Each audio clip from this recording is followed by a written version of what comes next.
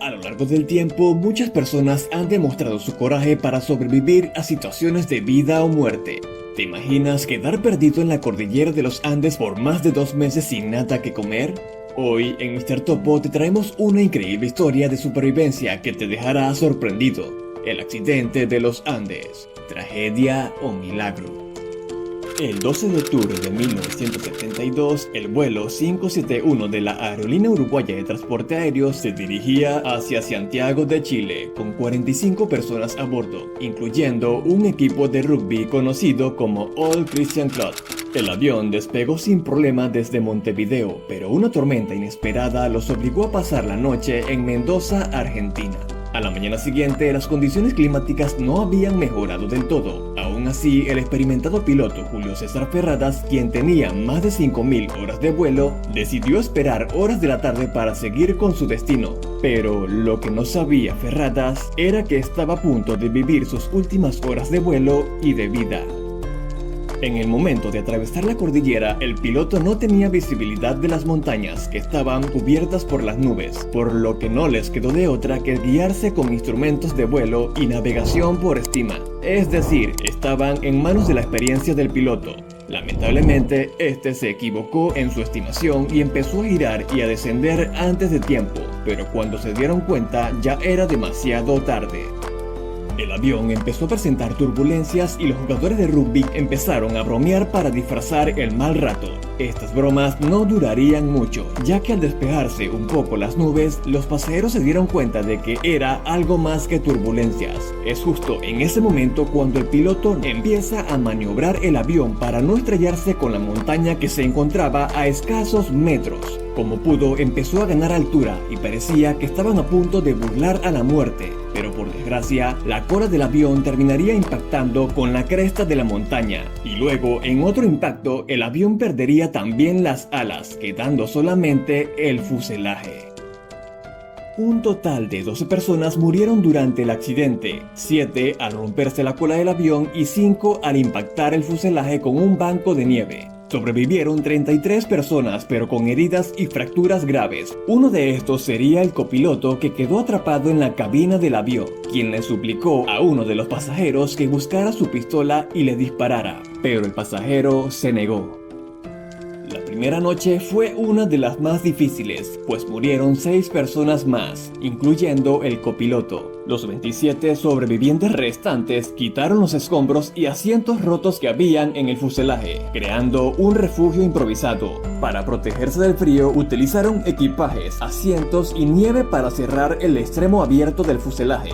Todos habían vivido su vida cerca del mar, incluso muchos no habían visto nieve en su vida, por lo que las bajas temperaturas de menos 30 grados centígrados les pondría más difíciles sus días de supervivencia.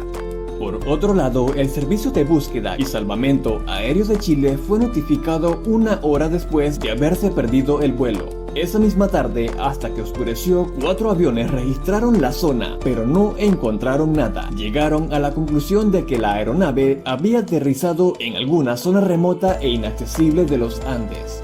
Al día siguiente, 11 aviones de Argentina, Chile y Uruguay buscaron el avión derribado. Algunos pasaron cerca del lugar del accidente, mientras que los sobrevivientes intentaban llamar la atención con señales de auxilio, pero no tuvieron éxito. Ninguno de los aviones de rescate que pasó cerca de ellos pudo ver el fuselaje blanco camuflajeado en la nieve. 8 días después, los esfuerzos de búsqueda fueron cancelados, ya que no había esperanzas.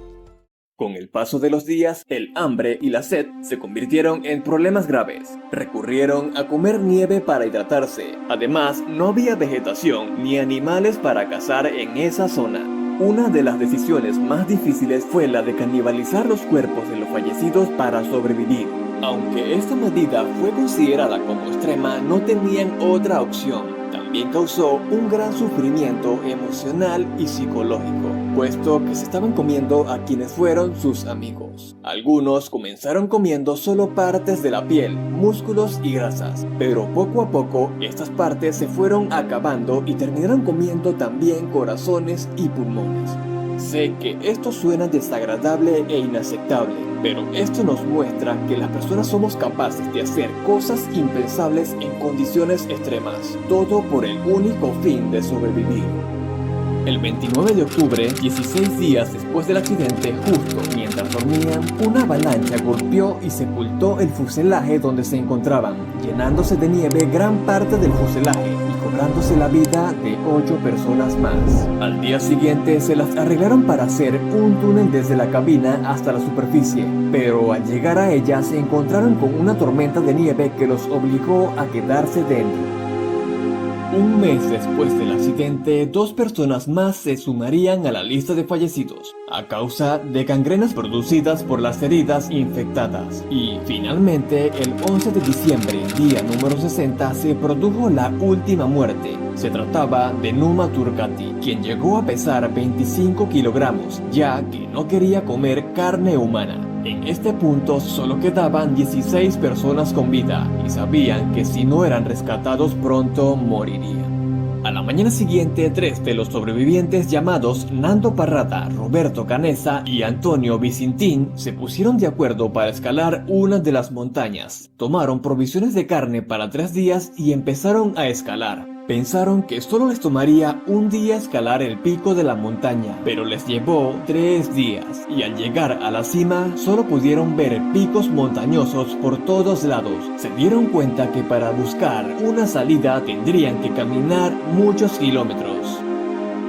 El cuarto día de esta excursión, Vicintín acordó en regresar al lugar del accidente, quedando todo en manos de Parrado y Canessa, quienes al echar nuevamente un vistazo al horizonte pudieron observar 2 picos que no estaban cubiertos de nieve, y pensaron que ir en esa dirección encontrarían la salvación. Estuvieron caminando por varios días hasta conseguir un valle donde se encontraba el nacimiento de un río, el cual comenzaron a seguir, y a medida que avanzaban empezaban a aparecer signos de presencia humana. Primero encontraron rastros de acampada y luego al 9º día se encontraron con unas vacas. Mientras caía la noche se dedicaron a recoger leña para encender el fuego y descansar.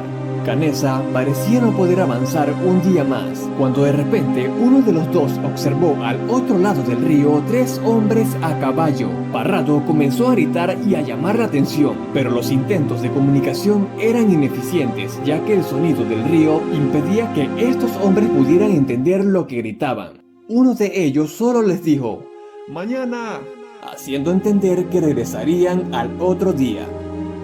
A la mañana siguiente, el hombre regresó y escribió algo en un papel, lo amarró a una piedra con un lápiz y lo lanzó al otro lado del río. Parrado tomó el papel y lápiz y empezó a escribir para poner al hombre al tanto de la situación. Lanzó nuevamente la piedra y el hombre, de nombre Sergio Catalán, leyó la nota y les hizo una seña de que entendió el mensaje. Montó su caballo y cabalgó por 10 horas. Se dirigió hasta la comisaría de Puente Negro y transmitieron la noticia al ejército de Chile. La Fuerza Aérea proporcionó 3 helicópteros para el rescate. Se dirigieron hacia donde estaban primero Parrado y Canessa. Les hicieron algunas preguntas mientras se disipaba un poco la niebla. El propio Parrado se ofreció como voluntario para guiarlos hasta el lugar del accidente. Los rescatistas quedaron sorprendidos por la distancia y el terreno por el que tuvieron que atravesar. Un helicóptero se quedó como reserva y solo pudieron rescatar en el primer vuelo a la mitad de los supervivientes, por el límite de altura y de peso. Pero el 23 de diciembre, 72 días después del accidente, se rescataron por fin al resto de los pasajeros. El accidente del vuelo 571 es un recordatorio de la resiliencia humana y la capacidad de superar las adversidades más extremas. A pesar de las dificultades, los sobrevivientes demostraron un gran coraje y determinación para sobrevivir. Este es un ejemplo de cómo, incluso en las situaciones más desesperadas, el espíritu humano puede vencer. Si te pareció interesante esta increíble historia, no olvides compartir el video, darle like y suscribirte. Hasta la próxima.